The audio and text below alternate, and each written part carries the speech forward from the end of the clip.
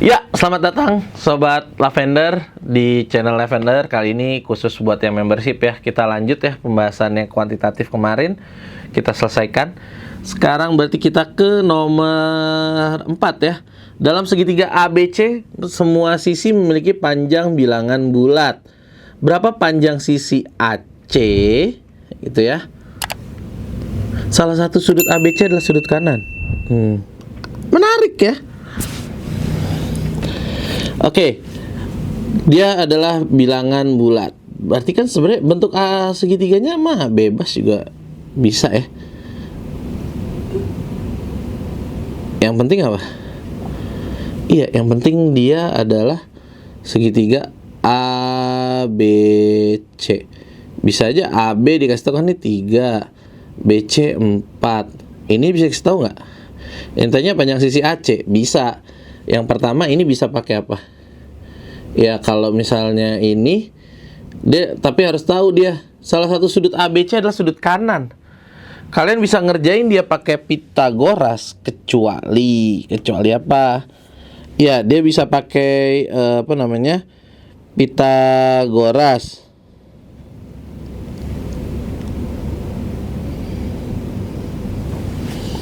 Ini syaratnya kalau dia ngasih tahu ada siku kalau pakai Pitagoras. Kan ini dia nggak ngasih tahu nih. Dia cuma ngasih tahu dari segitiga ABC semua sisi memiliki panjang bilangan bulat. Berarti kalau ada AB, BC ya ini butuh data tambahan, bro. Ya. Kalau satu doang nggak bisa nih dia. Coba kita lihat. Salah satu sudut ABC adalah sudut kanan. Sudut kanan itu adalah apa? Sudut kanan. Gimana ayo? Ini juga nggak ini ya. Ini nggak ngasih tahu. Salah satu sudut ABC adalah sudut kanan. Sebenarnya kalau ABBC dong bisa, tapi yang duanya enggak nih ya. Jadi sebenarnya ini secara kalau mau ngitung, sebenarnya pernyataan 1, 2 secara bersamaan tidak mencukup menjawab pertanyaan. Karena dia nggak ngasih tahu. Dia cuma bilang salah satu sudut ABC adalah sudut kanan. Kecuali kalau dia bilang B-nya di kanan, berarti kita bisa gambar ini geser ke kanan. Tapi kan ini nggak dikasih tahu dia ke kanan atau kirinya di sudut apa. Dia cuma bilang salah satu sudut. Jadi jawabannya E. Pernyataan 1 dan 2 secara bersamaan tidak cukup menjawab pertanyaan. Kayak gitu. Pernyataan 1 bisa menjawab kalau dia ditambahi misalnya ada Pitagoras, atau misalnya dikasih tahu kelilingnya, atau misalnya dikasih tahu sudutnya. Karena kalau dikasih tahu sudutnya, berarti apa? Kita bisa juga pakai rumus apa? Rumus kosinus, ya nggak? Rumus 2 sudut rangkap gitu ya. Yang pakai kuadrat juga ada cosnya. Tapi kan ini nggak dikasih tahu. Jadi jawabannya adalah E. Jadi nggak usah mikir terlalu jauh ngawang sampai stres gitu ya. Kuantitatif bukan soal yang harus dikerjakan seperti itu, tapi kita harus lihat nanyanya apa, jawabannya apa. Itu harus disinkronin. Oke, jadi nomor 4 jawabannya E. Nomor 5 yang ditanya adalah pernyataannya apakah X kurang dari 0? Dikasih tahu pernyataan 1, 2-nya kayak gini nih. Bisa nggak ngejawab? Bisa nggak nih ngejawab kalau yang ini? Kalau dia dikasih tahu X kurang dari 0 jika 7X lebih dari 8X.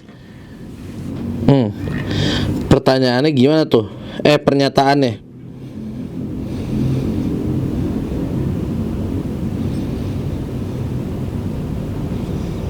Ya, kalau ini keduanya ini juga bisa, ini dong juga bisa. Karena dia ngasih tahu min 3X lebih dari 0 ya. Jadi sebenarnya ini satu aja juga cukup, 2 saja juga udah cukup. Jadi sebenarnya ini dua-duanya bisa. Ya, tapi tidak berkaitan. Oke? Nomor 5 delta. Lihat kan dari tadi nggak perlu banyak coret-coretan, tapi yang penting logika berpikirnya. Itulah makanya SNBT menjadi hal yang menarik ya. Nomor 6. Pada tahun berapa Heidi dilahirkan? Anak perempuan Heidi lahir pada tahun 1960 ketika berusia 28 tahun. Berarti dari sini bisa nggak dapet? Iya, bisa dapet. Tahun lahirnya Heidi berarti apa? 1960 dikurang 28. Dapat nggak? Dapat 2. Ini 5 kurangi 2. 1932. Dapat. Ulang tahun Heidi dan ulang tahun putrinya tepat 6 bulan terpisah. Oke. Ulang tahun Heidi,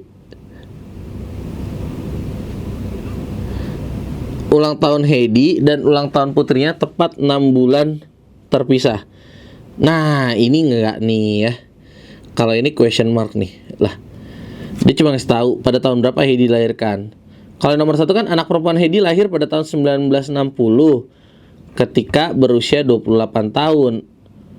Iya, berarti kan anak perempuan Heidi lahir 60, itu Heidinya bisa. Jadi jawabannya 1 saja cukup untuk pertanyaan. Tapi kalau pernyataan 2 saja tidak cukup. Karena kalau pernyataan 2 cuma ngasih tahu ulang tahun Heidi dan ulang tahun putrinya tepat 6 bulan terpisah. Kalau nggak ada pernyataan yang satunya, itu dia nggak bisa ngejawab, cuy. Karena dia cuma ngasih tahu, oh iya 6 bulan terpisah. Lah, tapi tahu nggak Heidi sama putrinya kapan lahirnya dan jaraknya? Kalau di pernyataan 1 itu bisa. Jadi pernyataan 1 saja sudah cukup, tapi pernyataan 2 saja tidak cukup. Jadi jawabannya yang A. Oke? Nomor 7, kemiringan garis yang melewati titik 5,5 adalah 5/6. Semua titik bisa berada pada garis kecuali, oke, ya, kan ini garis potongnya tuh ya, dia ada 3 titik ya.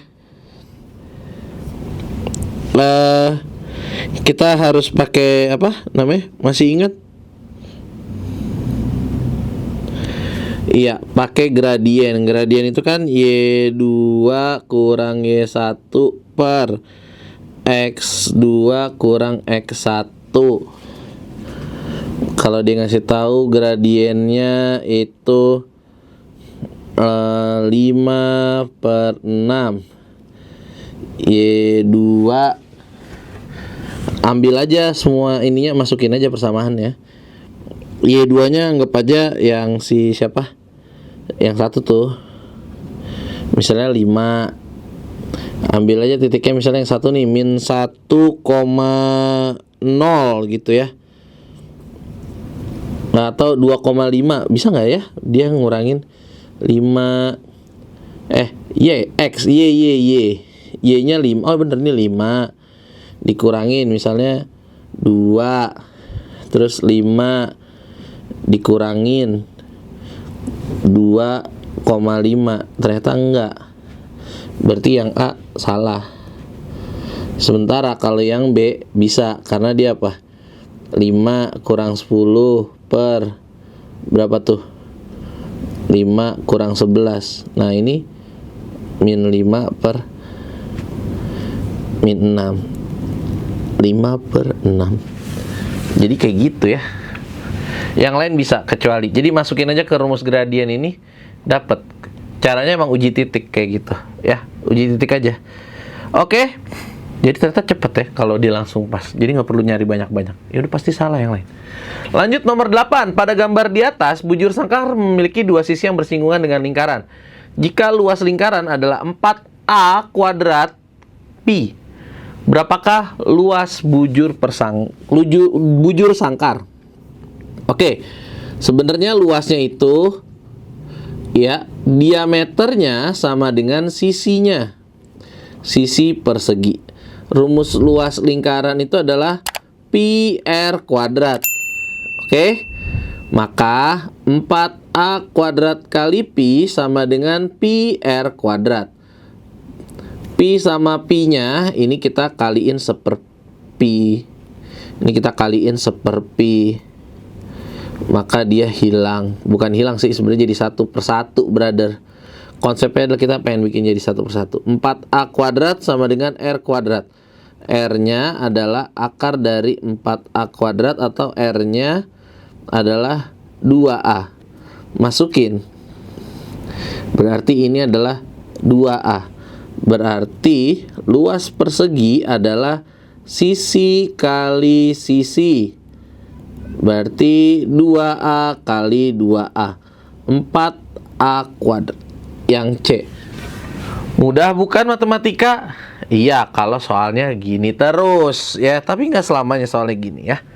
Oke, lanjut nomor 9. Segitiga memiliki keliling 13.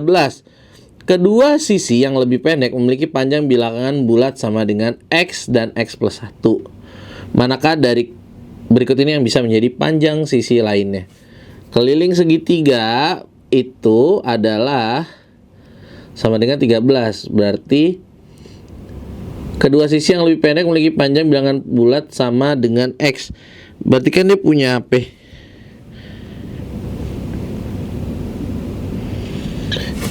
Sama-sama punya X tambah X plus 1 sama dengan 13. Artinya apa? Punya 3X plus 1 sama dengan 13. 3X sama dengan 13 kurang 1. 3X sama dengan 12. X sama dengan, matematika itu adil ya. Jadi tadi ini kenapa nih min 1 sebenarnya? Karena di sini mau min 1, ini min 1. Ya, cuman ini kan jadinya 0, ini jadi 0. Ini gini ya. Ini juga sebenarnya matematika adil nih, sepertiga, ini kali sepertiga. Maka jadinya 12/3 sama dengan 4. Yang bisa menjadi adalah 4 ya. Oke. Gitu aja. Jadi jawabannya yang B. Kita lanjut ya di nomor 10. Sebuah mesin dapat menutup botol C dalam waktu M menit. Tapi yang ditanya adalah berapa jam waktu yang diperlukan untuk menutup botol B dengan mesin yang sama sebenarnya gitu ya. Jadi kita cari dulu aja kecepatannya ya. Kecepatannya si botol, kecepatan mesinnya itu adalah berarti apa? Dia waktunya, dia bisa 1. Kan kecepatan itu adalah S per T. Di sini kita ubah berarti botol per waktu. Nah, dia berarti 1 botol untuk M, 1 botol untuk M menit. Kalau di sini dia minta jamnya, berarti menitnya kita ubah, itu apa? Ke jam, berarti nanti di sini dikali 1. Kan botol tetap ya, botolnya 1, yang ini waktunya aja. 1 menit itu berapa jam? Iya, 60 atau dikali 1/60 jam. Jadi dapat kecepatan mesinnya itu adalah 60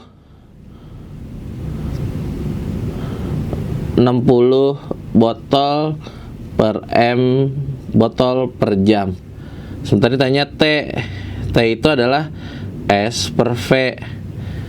Botol berapa jam waktunya? Botolnya adalah B.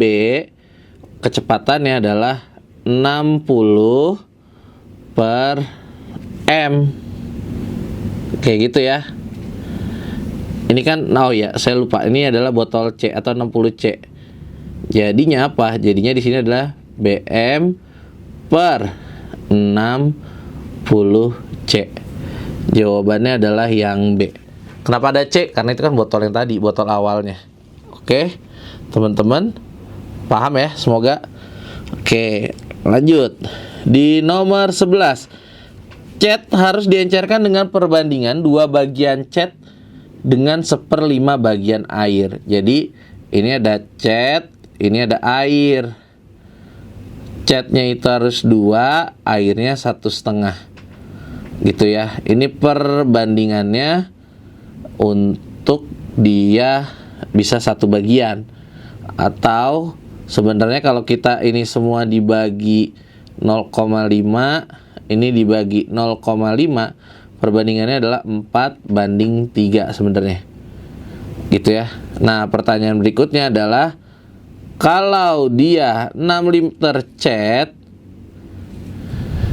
oke, pelukis secara tidak sengaja menambahkan air sehingga ia memiliki 6 liter cat yang merupakan setengah air dan setengah cat. Berapa ya? Apa yang dia harus tambahkan untuk memperbaiki proporsi campuran? Oh, dia punya 6 liter cat. Gitu ya. Dimana ini proporsinya adalah 50% cat, 50% air. Sementara perbandingannya harus adalah 4:3. Berarti supaya dia naik perbandingannya berapa? Tambahinnya berapa? Sebenarnya kalau awal berarti apa? Ya, awalnya kan berarti ini 3 liter. Ini 3 liter. Kan dia mau 4:3. Ya udah jelas. Tambahin apa? Iya, tambahin aja. Karena kan dia harus berbandingannya 4:3. Ini udah 3. Yang ini udah bener 3.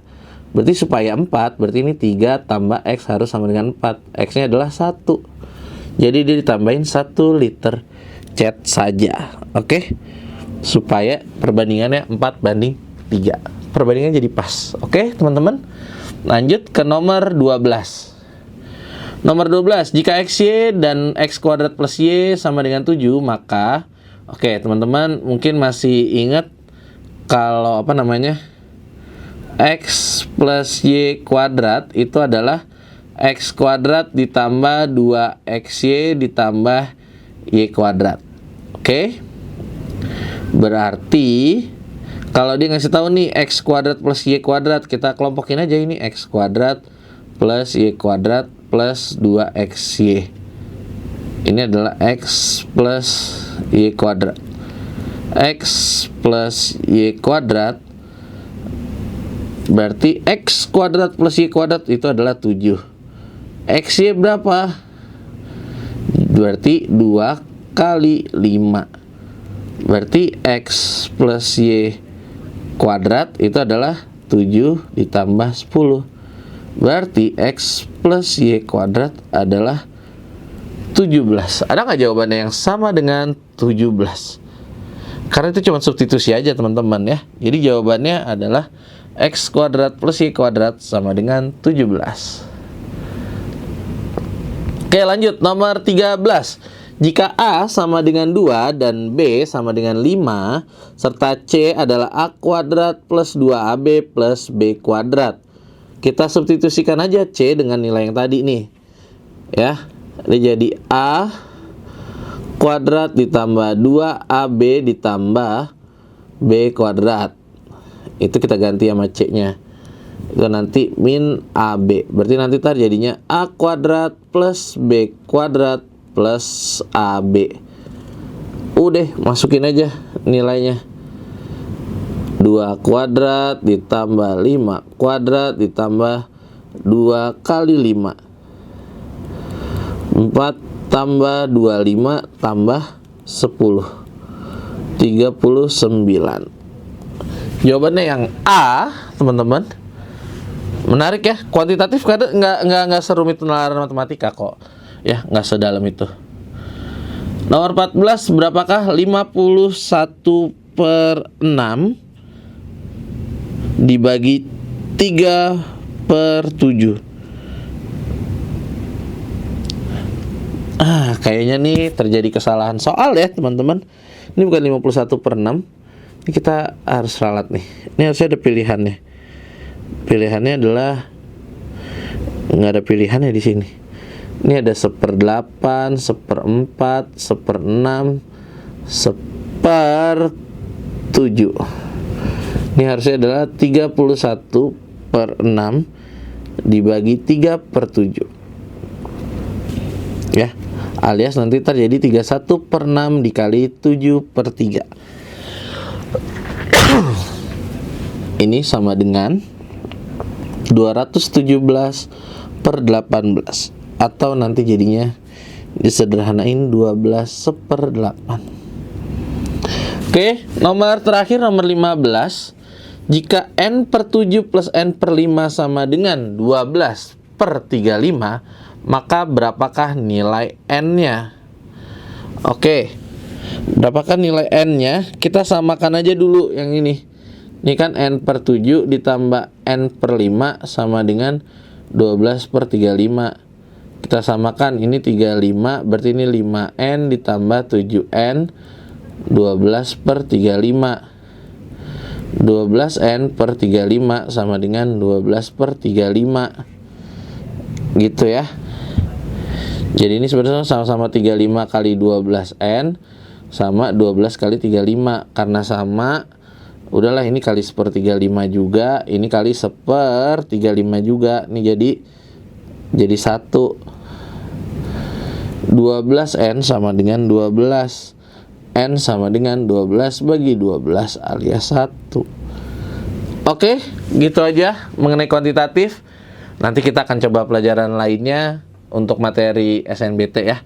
Jangan lupa sebarkan ke teman-teman kalian untuk join membership Lavender Channel, ataupun bisa ikut program intensif programnya Lavender, atau Amazing Camp Lavender, atau juga Medical Student Camp-nya. Oke? Terima kasih, sampai jumpa di video-video selanjutnya. Bye-bye.